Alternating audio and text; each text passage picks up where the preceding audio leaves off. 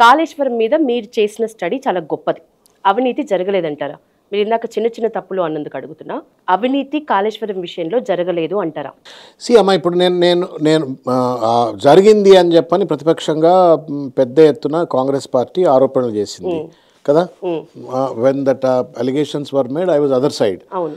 But now I'm in the government. I'm అంటే Revanth Reddy is now in the government.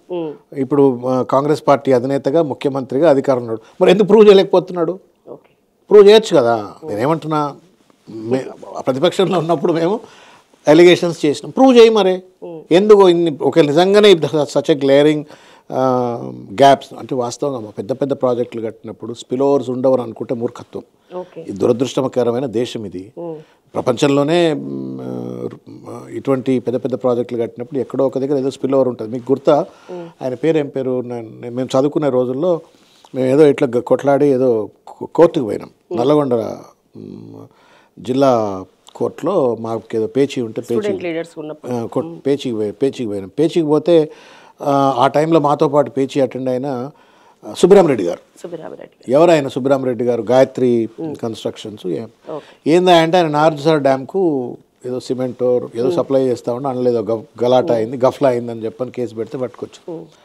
నేనేం చెప్పొస్తున్నా అంటే ఎక్కడో ఒక స్పిల్ ఓవర్స్ ఉంటాయి. మరి బయట పెట్టు భయ్. ఇప్పుడు నీ దగ్గరే ఉంది కదా అధికారం. ఉందా లేదా అని మీరు ఎందుకు మాట్లాడుకోవాలి? ఇప్పుడు అధికారం ఉంది నా చేతిలో. అప్పుడు అంటే కేసీఆర్ గారి చేతిలో అధికారం ఉంది. నేను I'm at stage where I can only make accusation. But today I'm at stage where I can prove it. To prove it, bring out the facts. Ponguleti అన్నారు కదా బాంబులు పేలుతాయి అన్ని అని. పేలుతున్నట్టున్నాయి కదా సార్ బాంబులన్నీ. అమ్మా మీరు ఆయన పొంగులేటి గారు నేను ఇర్రెస్పాన్సిబుల్ పర్సన్స్ వీళ్ళంతా. బాంబులేంది బాంబులు. ఇప్పుడు ఆయన మీద కూడా పెద్ద పెద్ద బాంబులు వేలబోతా ఉన్నాయి. ఆయన ఇంటి మీద ఈడీఓ బాంబు వేసిపోయింది. ఏమైంది అది? ఎవరితో కొలాబరేట్ అయిండు? ఎవరితో కొల్యూడ్ అయిండు?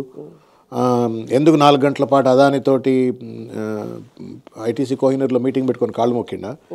ఇవన్నీ ప్రజలు ఇట్లా నేను చూపెడితే నాకు కూడా 3 ఏళ్ళు చూపెడతాయి.